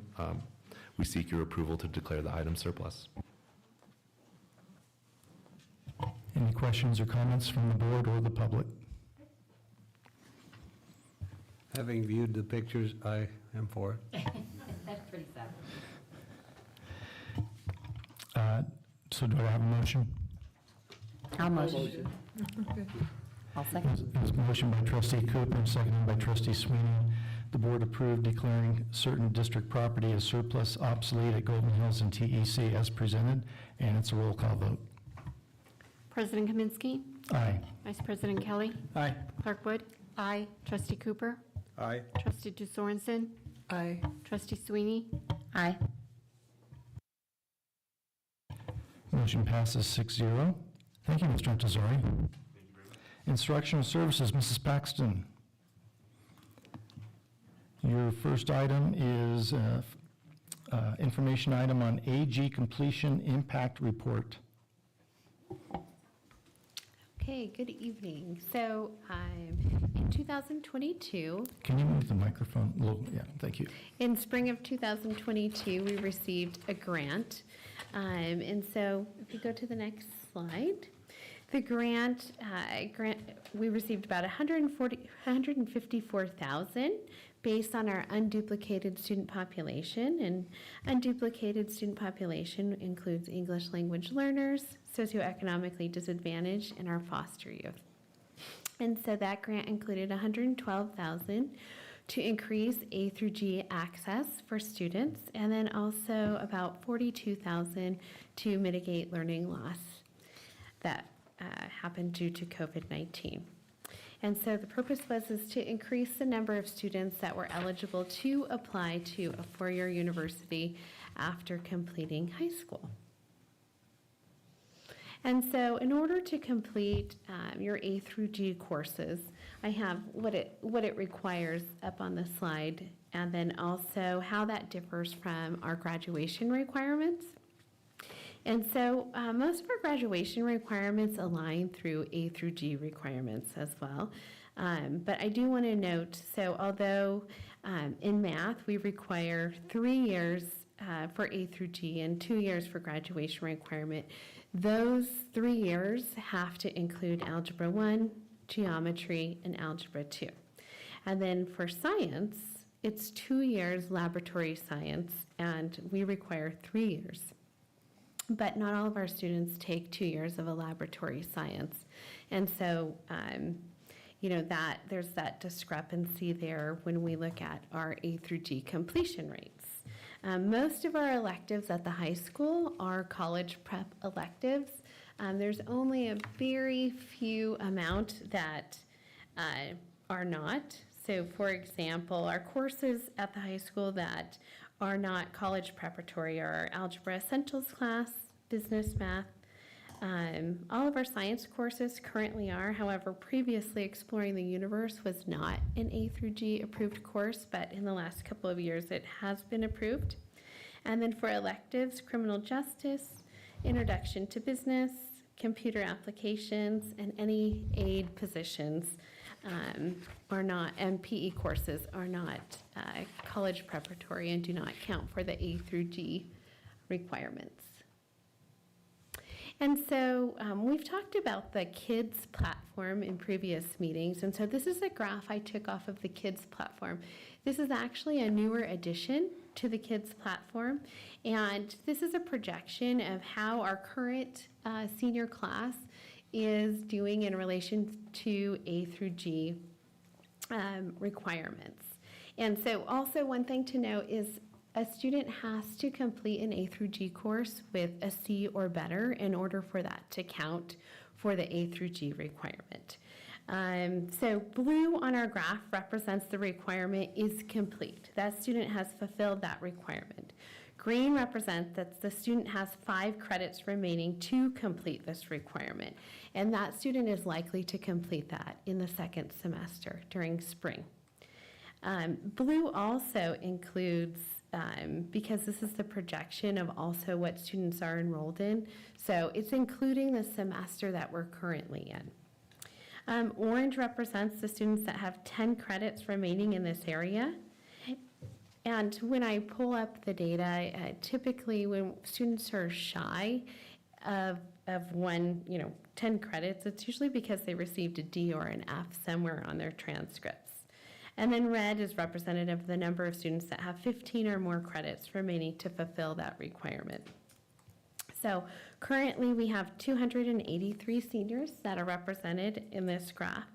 And looking at this report, you would think that we could project what our A through G requirements or A through G completion rates would be in June. However, when I pull up, because I can go much deeper into this data, so when we're looking at our students that are close to completing the science requirement and the math requirement, it's not the same group of students. So it's very difficult to hypothesize what our A through G completion rate will be in June, because we have quite a few students who they're going to complete the science requirement, but they're not going to complete the math requirement.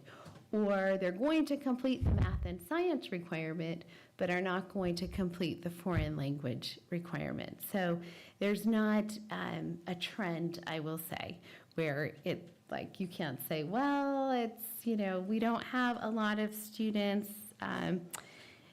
for the science requirement. And if I say, well, it's about 100 kids that are going to complete the science requirement. I can't then make that projection on A through G for 2024, so the jury is still out, so we'll have to wait and see. So with the funding that we did receive, we spent it in a couple of different areas. One of the areas is we really wanted to support incoming ninth grade students that have had a history of struggling at JMS. And so we placed them in a support class for either English 9 or Algebra Essentials, depending on where their area of need is. So this year we added a co-teach model in Algebra Essentials, which means there are two teachers in that classroom to support the students. And we also did that in English 9. And then we coupled that with an intervention course so that these students that were struggling would get 2 scoops of math and 2 scoops of English, depending on their area of need. And students were identified for these supports through historical grades, iReady performance, and conversations between THS Counseling Department and JMS. Additionally, not this last summer, but the summer before, we sent groups of teachers to AVID Summer Institute. And if you're not familiar with AVID, AVID is a nationwide program that really focuses on, AVID is an acronym. It's Advancement via Individualized Determination. And it really focuses on how to teach students to be good students. So some of the components are organizational skills, note-taking skills, effective study habits, collaboration with peers, and goal setting. So we sent groups of teachers to that to bring that back to our students and implement that in our study skills class. Also, we've offered expanded tutoring by increasing the amount of tutoring that's available outside of the school day to include early release Wednesdays, and by providing a late bus option on Thursdays. We also purchased Tutor.com that allows our students to access virtual tutoring resources 24 hours a day, 7 days a week. Students can schedule a session or just drop in and receive assistance. Services that Tutor.com includes instant help. They also can submit an essay for feedback, or take practice tests for a unit of study or for an upcoming AP test. Currently, Tutor.com is used primarily for math support because I receive data from Tutor.com to see when are our students using it, and it's usually on the weekends, and then in what subject are they using it, and it's mostly math, every once in a while science, but majority is math. Also, with our funding, we added a robotics course and provided all of the materials from this funding in order to launch that course, which allowed us to strengthen an existing CTE pathway and provided another A through G approved elective course for our students. So on this graph, it shows the history of how our students are doing in relation to A through G completion rates. And so 2018 is not on this graph, but 2018 we were at 27%, and then we went up to 31%. The 2019-2020 school year, that's when COVID came on the scene and we moved to distance learning. And if you recall, during that initial year, students could not receive a grade lower than what they had as they transitioned to distance learning. So we stayed pretty high on the completion rate to 29%. And then that next year was a very abnormal year, 24%. Students were primarily on distance learning. And then we've been creeping back up. But just a couple of things to note is that this is our district, but I wanted to look at where Kern County is as a whole, and they're at 39%, and California is at 50%. That was in 2018, and currently Kern County is at 37%, and California is at 51%. So we definitely have room to grow. As Superintendent Larson Everson had mentioned about the science requirement. I was at the high school this week, and not only am I collecting data about the science requirement, I'm also collecting data around A through G completion. So I spoke with the staff at the high school, like, to figure out what's the barrier, what's going on, and it was interesting. It's a wide variety of factors. A lot of our students really are not interested in transferring to a four-year university right from high school, and so they select courses that are not always in alignment with that. Quite a few of them plan on going into a trade, and then a lot of them go to a junior college. So, but it's still something that we want to increase, right? Because we want our students to have the options to do whatever they want and have the ability to change their mind halfway through. So that's currently where we stand. Any questions on that? I know you don't have it on you, but if there's a way to compare that AG completion rate between us and the state and the county, what are the percentages of students that actually go to a four-year school? And if the proportion's the same, then it's just, like you were saying, a lot of our kids go to trade schools, what have you, and that's fine. And then I made the comment to the superintendent with my list of questions Sunday night, and just for the board to keep this in your head, and if you want to give this information to us when we talk about the science courses next month, the third science course. So this shows us that 132 students need at least 15 credits left for 2 years of science. And then we're asking our students to graduate with 3 years. So this kind of supports the fact, in my opinion, that that third year needs to be, we need to change back to a 2-year requirement. One thing I would just like to mention is our high school graduation is actually much higher than the county and of California. So the third year of science is not necessarily impacting our graduation rate, but I am already working on the science presentation from next month, and it's interesting, although this isn't in this presentation, it hasn't impacted our A through G completion rate Right. at all. I mean, No, I understand. You know, so students are taking that third year of science, but they're not taking 2 laboratory science courses, and so they're not meeting that threshold. And, you know, there are some districts that have, well, there's quite a few districts that have the 2-year requirement, but some districts require it's biology and chemistry, right? So that is their 2-year requirement. So we'll go more in depth than that next month, but it is interesting. Right, thank you.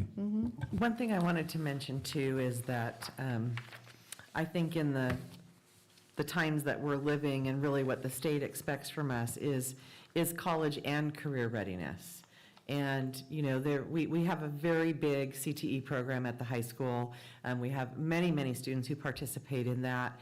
And I think our program is proportionally, based on our student population of 1,200 students, right, is pretty big compared to that's going on at many other high schools. So as Mrs. Paxton mentioned, there's a lot of factors in it. We have a lot of families here within our community that have been highly successful, right, in life with not an A through G path, but a career path.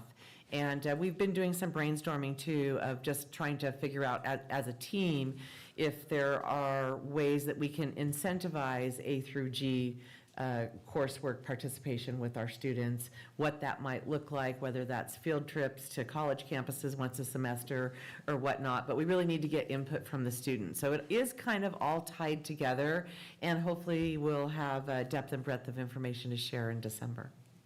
Thank you.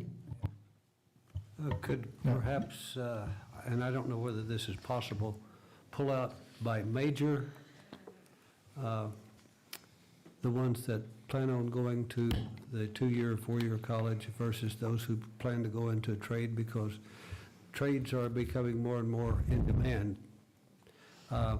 Just a thought.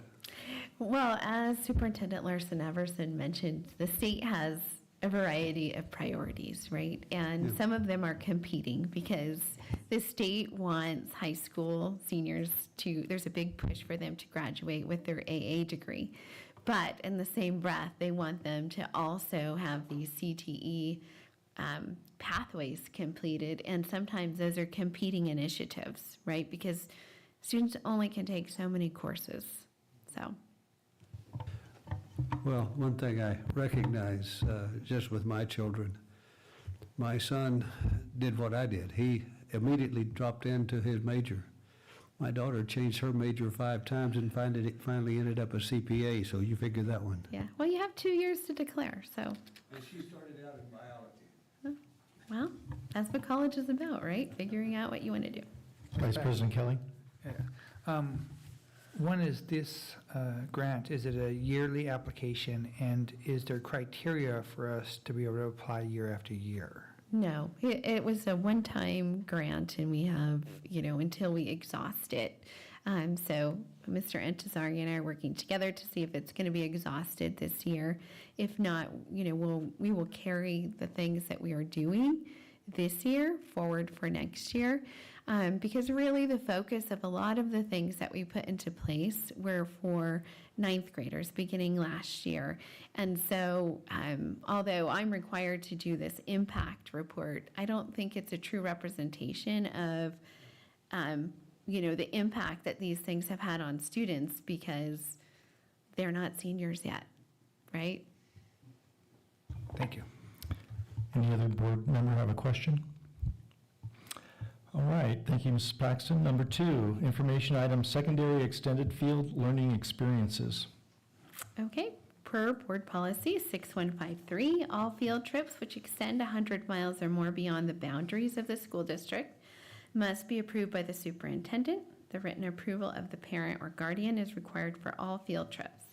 We have the following upcoming extended field trip learning experiences listed for the board's information and that have been approved by the superintendent. We have Tehachapi High School, Safe School Ambassadors Unified Club to Cesar Chavez High School in Delano on November 3rd, 2023 for Unified Play. Tehachapi High School, Safe School Ambassadors Unified Club to Dignity Health Sports Park in Carson, California on November 15th for Unified Schools Leadership Seminar. And Tehachapi High School CTE classes to Templeton Performing Arts Center in Templeton, California on January 20th, 2024 for the Templeton Theater Celebration. I have a couple questions. What's unified play, the first item? Let's see. To tell you the truth, I don't really know what unified play is.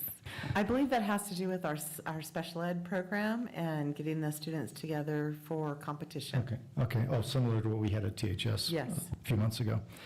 And then which CTE classes on the third one go to Templeton? Is it Well, all of it's them? performing arts, so. It's performing, okay, yeah. yeah, Mhm. okay. Yeah. Thank you. Mhm. Any other questions, comments? Item 3, first read of the comprehensive school safety plans for the 2023-2024 school year. Pursuant to Board Policy 0450, the School Site Council shall develop a comprehensive school safety plan relevant to the needs and resources of each particular school.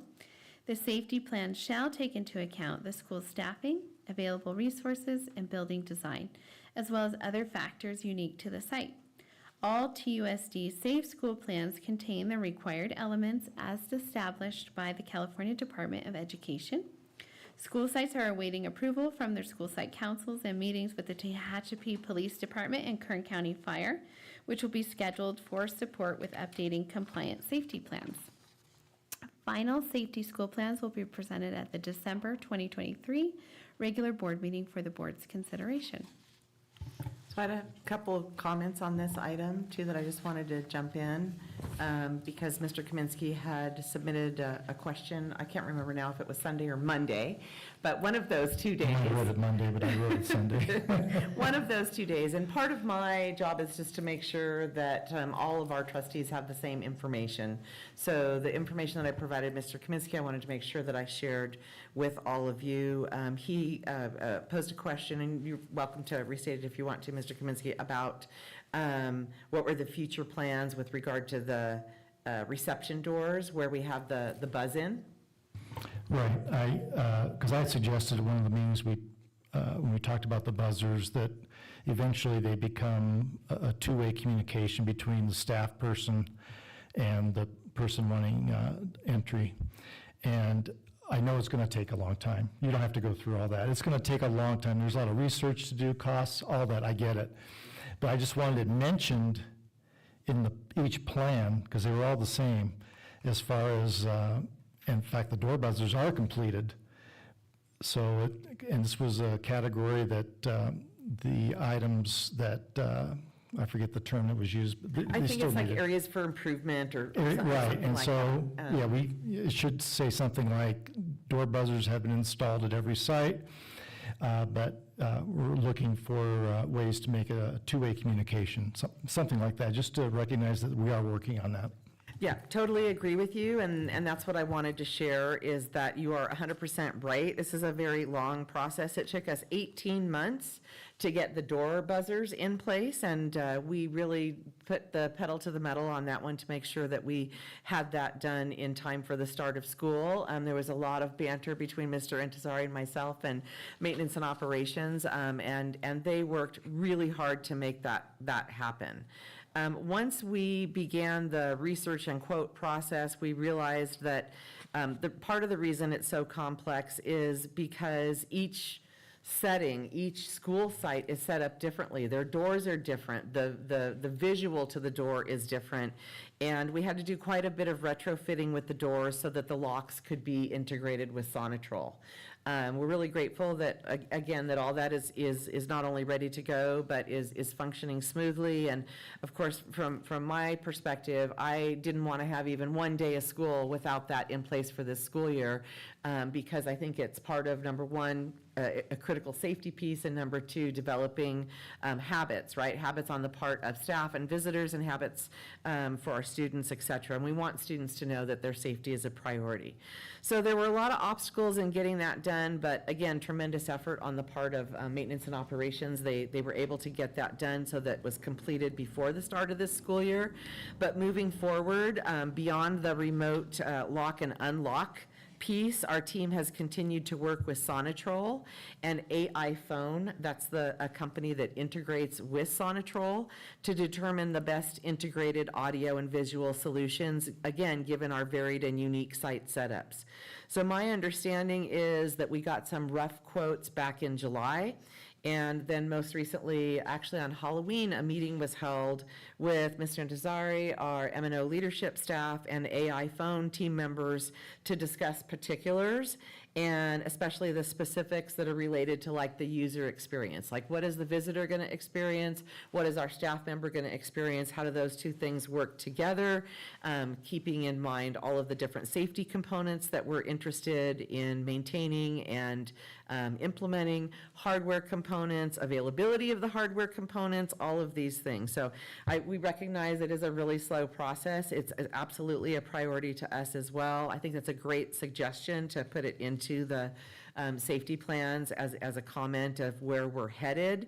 There's a lot of parties involved in all of this, and once we pull the trigger, so to speak, and make sure that this is in place, we want to make sure that it will serve us for a long period of time, because technologies are changing very fast. So that's what we're working on right now, and I anticipate, our very best hope is that the audio and visual will be installed for the start of the next school year.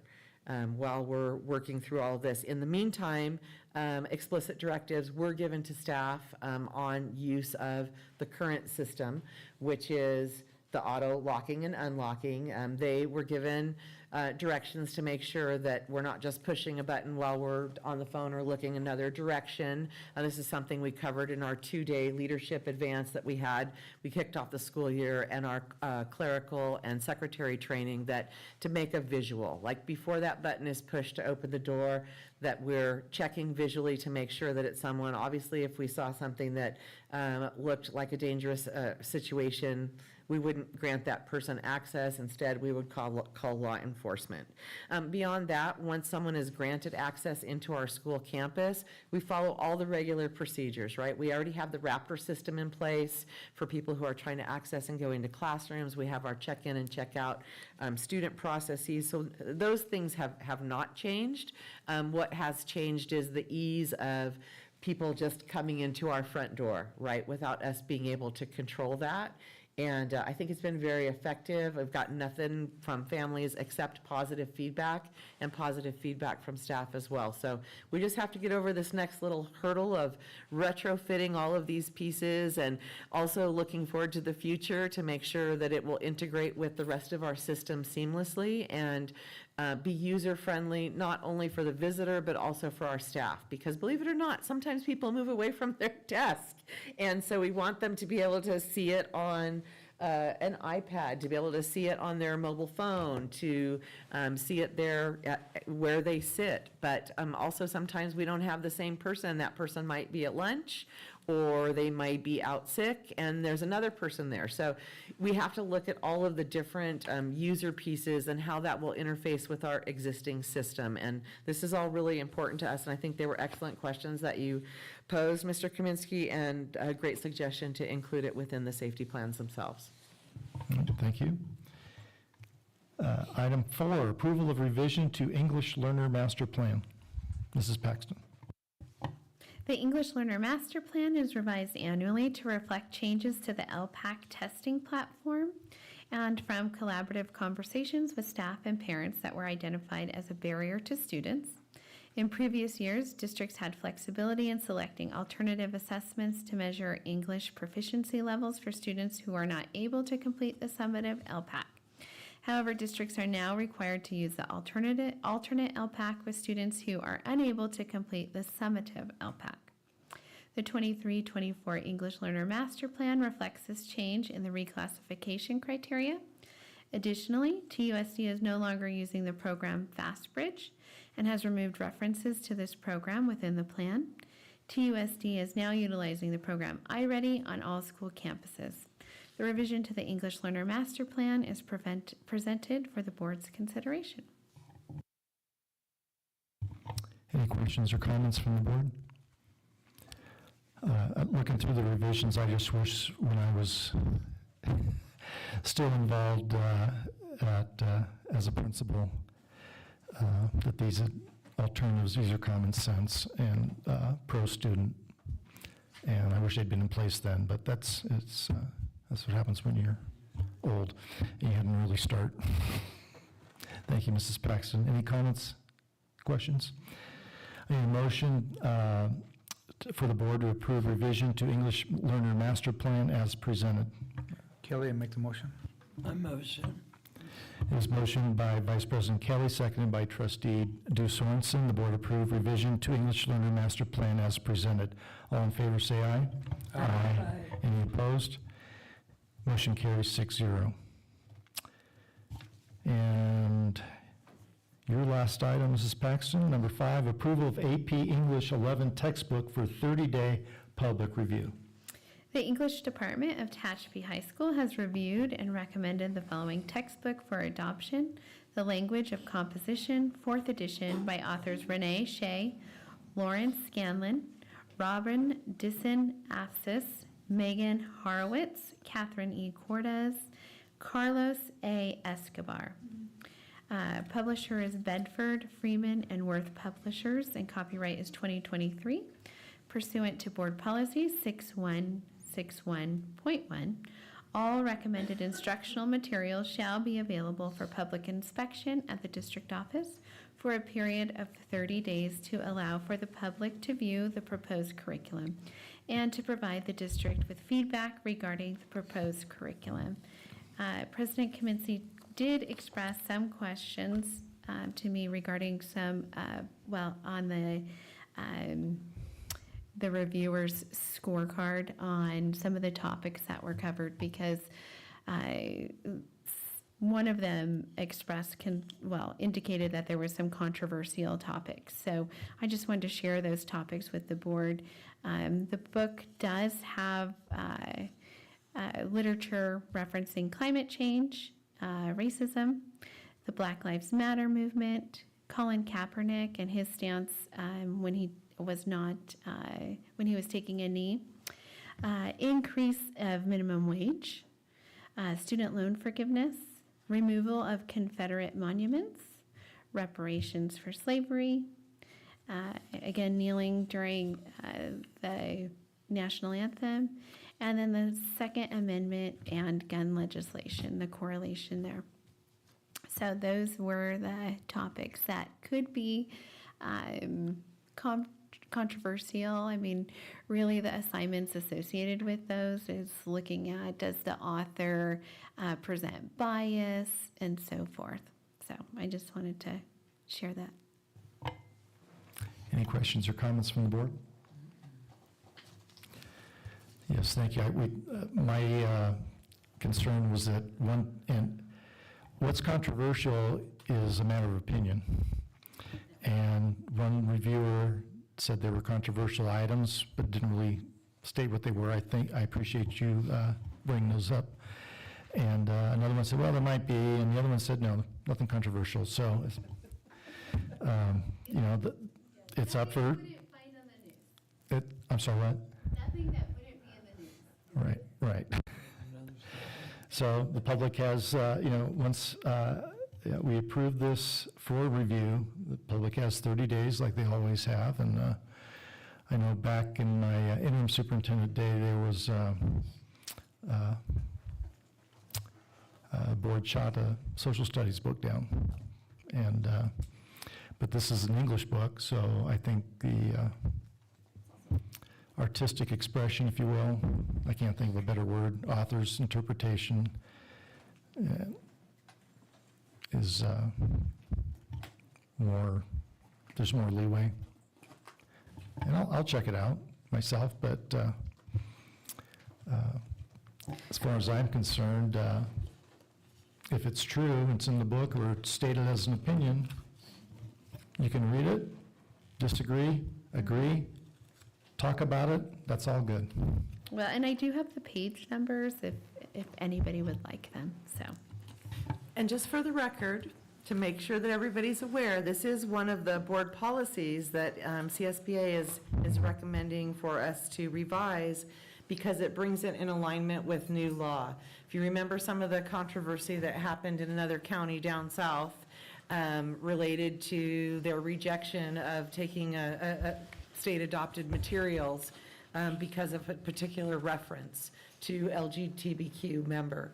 And because of that, the state has instituted a number of new education codes and policies that we will strive to follow to make sure that we're not rejecting curriculum on the basis of inclusivity practices within the curriculum. So as you stated, the law says that as long as it's factual, that it should be included.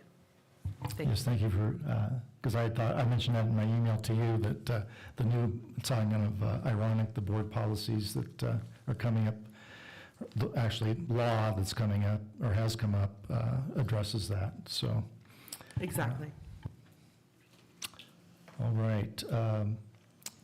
Any other questions or comments? Okay. It's recommended the textbook mentioned be approved for a 30-day public review. Following a 30-day public review, the textbook will be returned to the board for adoption and use at Tehachapi High School. Do I have a motion? Kelly, make the motion. I'll second. It was motioned by Vice President Kelly and seconded by Trustee Sweeney. The board approve AP English 11 textbooks for a 30-day public review as presented. All in favor say aye. Aye. Any opposed? Motion carries 6-0. Thank you, Mrs. Paxton. Thank you. Item 14, future items.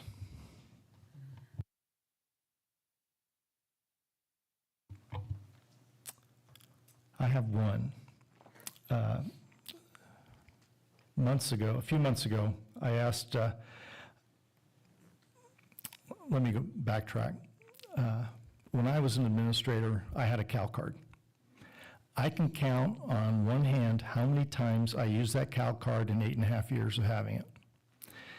And so when I saw a accounts payable report, I believe, back in August, I was alarmed at, what are we spending this on? And anyway, so I asked, I emailed Mr. Intezari and CC'd the superintendent. I'd like to see the last 12 months, and Mr. Intezari he had that within a day or two, 12 hours, I don't know. It was fast. And so I went through it and I was like, oh my gosh, what am I looking? And anyway, I'd like at a future meeting, bring up, and Mr. Intezari showed me where all the policies and procedures are. They're on the website for anybody that wants to look under the business department. After going through all of them, I would like to discuss with the board. I think we need to tighten it up a little bit as far as what can be, when a Cal card can be used for food. And then Mrs. Larson-Everson, I'd like to set up a meeting with you over the few concerns that I have, just so you know where I'm coming from. I did express some concerns to Mr. Intezari. We met last week, 2 weeks ago, something like that. And he explained everything very well, answered all my questions to my satisfaction. And it was basically him teaching me and trying to remove some of my ignorance of business procedures.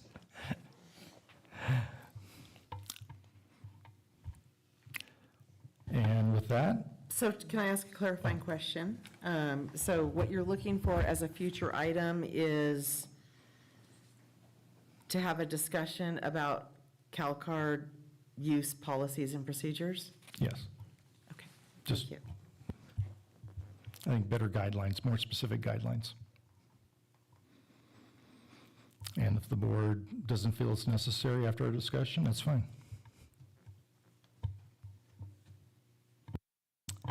Item 15, launch.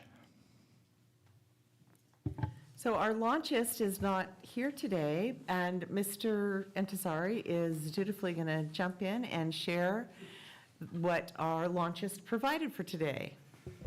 And that would be Ms. Anna Hoffman. This was created by her and will be presented by Mr. Intezari. Thank you. The November focus, Better Together. We all have different talents. We know when we put our talents together, we can accomplish more than by ourselves. We are truly better together.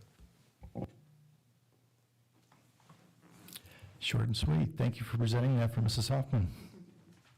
Hooray. We know Mr. Intezari didn't put the hearts up on the slide. All right, item 16, public comments for closed session. Sorry, I got to move my cursor. There it is.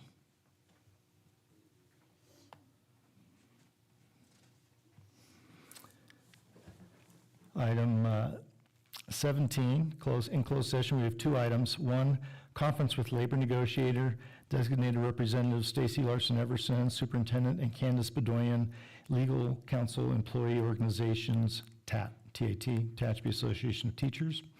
Item 2, conference with rural property negotiators, property parcel number APN number 417-020-07-0, property owner Valencia Pacific Incorporated. The described property parcel is adjacent to Tompkins Elementary on Pinion Street in Tehachapi, California. Under negotiation, potential price and terms for purchase. Probably will not be reporting out on either one, so we're going to adjourn here at 8:29 to close session.